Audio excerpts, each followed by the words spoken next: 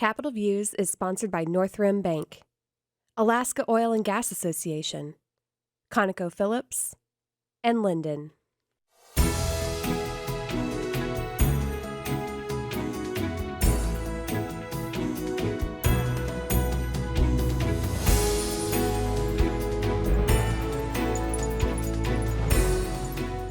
Hi, I'm Tim Bradden with Alaska Legislative Digest. Welcome to Capitol Views, and welcome today to Julie Decker, the fairly new president of the Pacific Seafood Processors Association, uh, or PSPA. Julie, welcome.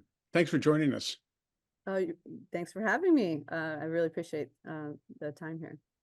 So, Julie, just tell us, I know PSPA has been around a long time, but tell us what it does and a little bit about your background. Sure. So PSPA is 110 years old this year. So they were formed in 1914. They are the major seafood processors in Alaska. They process hundreds of millions of pounds of salmon, pollock, crab, cod, you name it, and it usually comes across their docks.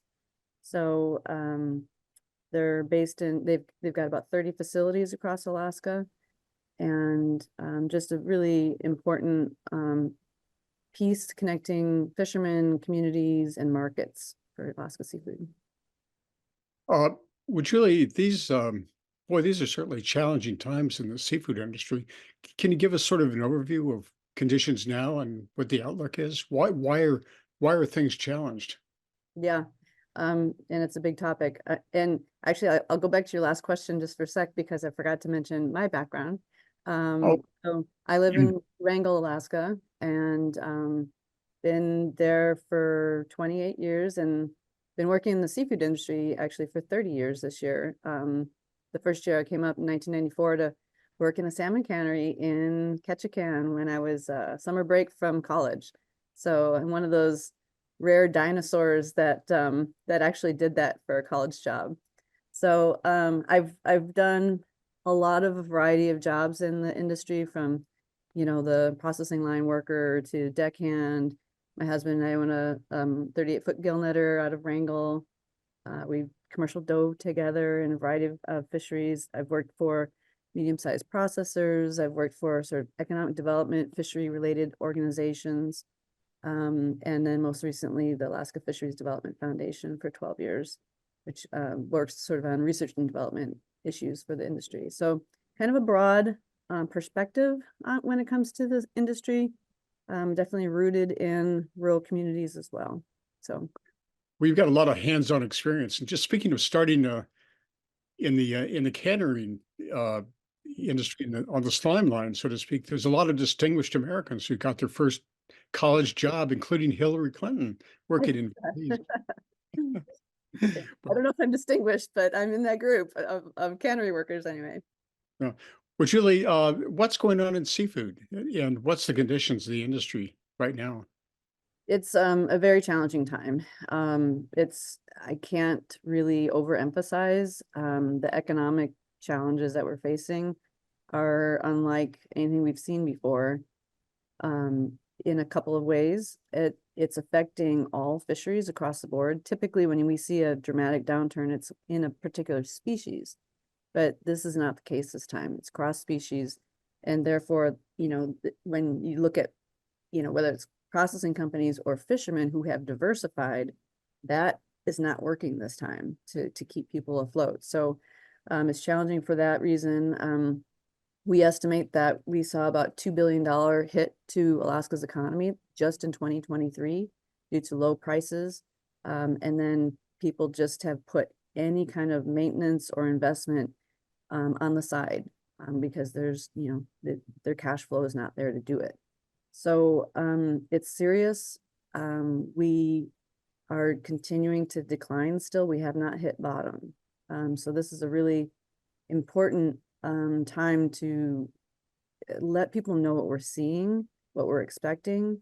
It's just starting to hit the impacts to communities, and we expect that to get worse as it trickles down. 2024, we don't expect to be better. So we are really working with communities, fishermen, processors, Alaska legislature and others to A, educate what's going on, and B, try to work toward solutions that can sort of stabilize things and then help get us on a better footing for the future to be more competitive globally. I can talk a little bit more about some of the particular factors that are a problem if you think that that's. Let's do that because I think people don't have a very good understanding of that. We hear about Russia. Is it all Russia? It's not all Russia. That is one of the factors, but it's literally, it's kind of a cliche, but it is literally a perfect storm of circumstances all coming together.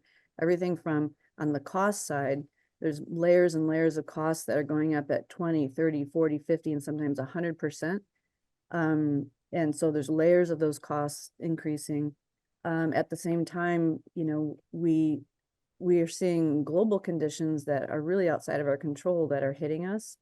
The US dollar is quite strong, whereas other fish producing places like Japan and Russia, their currency is weak, which means it makes it really cheap. Just for that fact alone, it makes it much cheaper to buy seafood from those places, and more expensive from the US. So that's a factor. We're seeing high interest rates, of course, which is sort of slowing the economy.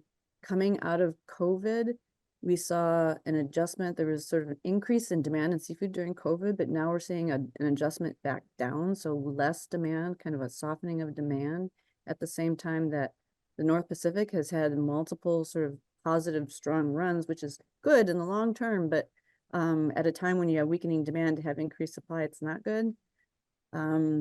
So yeah, there's just a variety of factors. The Russian war is definitely having an impact. You know, other countries have sanctioned them really hard in a variety of areas, but not all countries have sanctioned their seafood industry. The US put sanctions against them in 2022, but they did not sanction, they didn't include if it was reprocessed in another country. So Russia at that point, you can see the trade numbers, they started shifting more of their supply into China. So the Chinese flow was still coming through in the United States until December of this past year.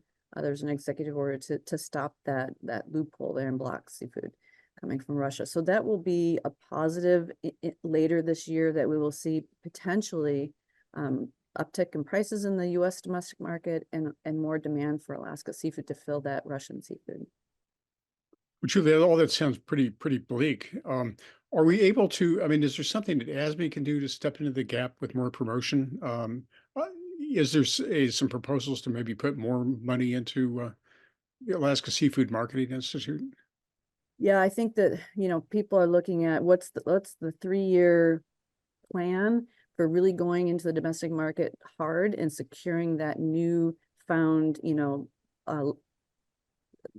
lack of supply from Russia, right? And securing that for Alaska's share. And what would it take? So there's definitely some opportunity for ASME to make a difference there, because that newfound demand is not necessarily going to be filled by Alaska seafood. Norwegians are eyeballing it for their salmon and their cod. Tilapia farmers are eyeballing it. So other countries will be looking to fill that that demand as well. So we need to get in there really and do more promotions about Alaska and why buying U.S. seafood is really a positive. And then ASME also is working to diversify foreign markets as well, but that's a little bit of a longer term gain. Well, this is a very challenging time and big job on a lot on your plate, Julie. So thank you for joining us, and we'll stay in touch on this. It's an Great. important topic. Thanks for having me.